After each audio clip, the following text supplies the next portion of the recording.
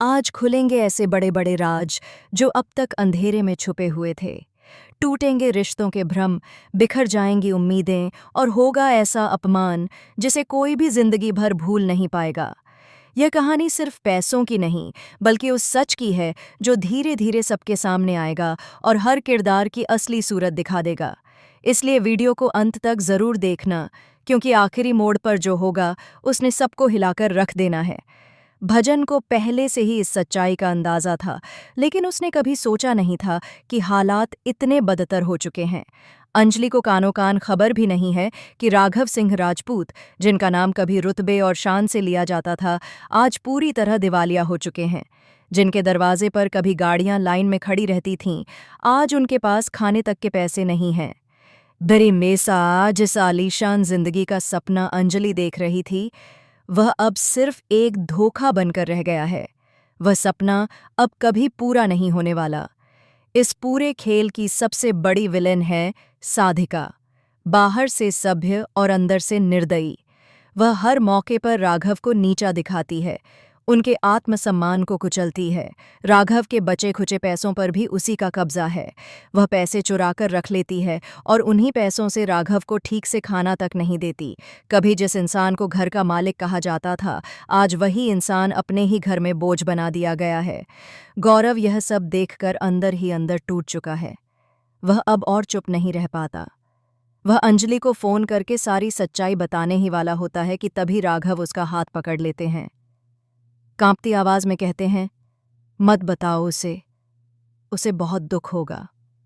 उसने जिस भरोसे के साथ इस रिश्ते को अपनाया है, अगर सच सामने आया तो वह टूट जाएगी। राघव आज भी अपनी तकलीफ से ज्यादा अंजलि के दर्द की चिंता कर रहे हैं। इधर अंजलि को कुछ तो गलत महसूस होने लगता है।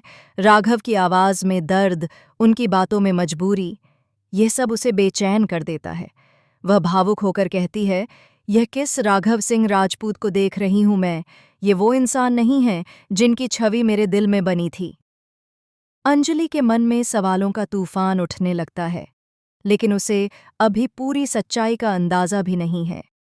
उधर साधिका अपनी क्रूरता की सारी हदें पार कर देती है।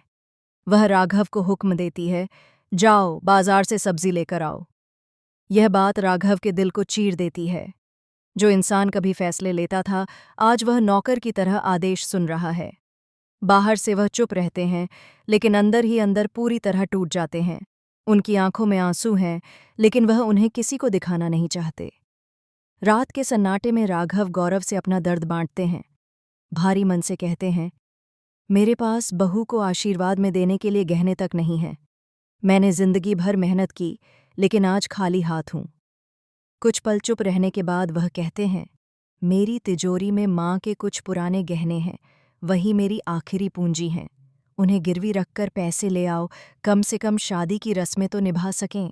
ये कहते वक्त उनकी आवाज़ टूट जाती है, लेकिन साधिका को यह सब मंजूर नहीं।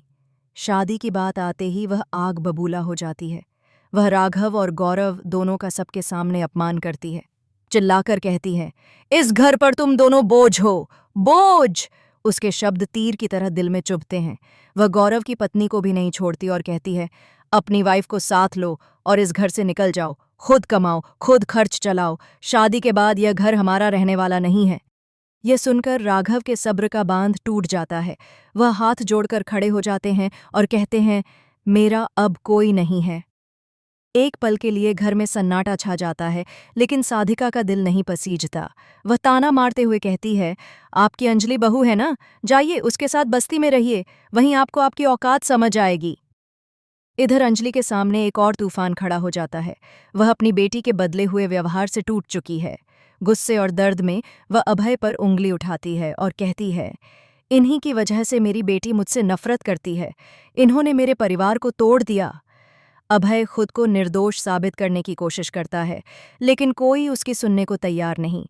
इसी बीच वेद एक मजबूत दीवार बनकर अंजलि के साथ खड़ा नजर आता है। वह आरती से साफ शब्दों में कहता है, मैंने अंजलि अवस्थी को जुबान दी है। हालात चाहे जैसे भी हों,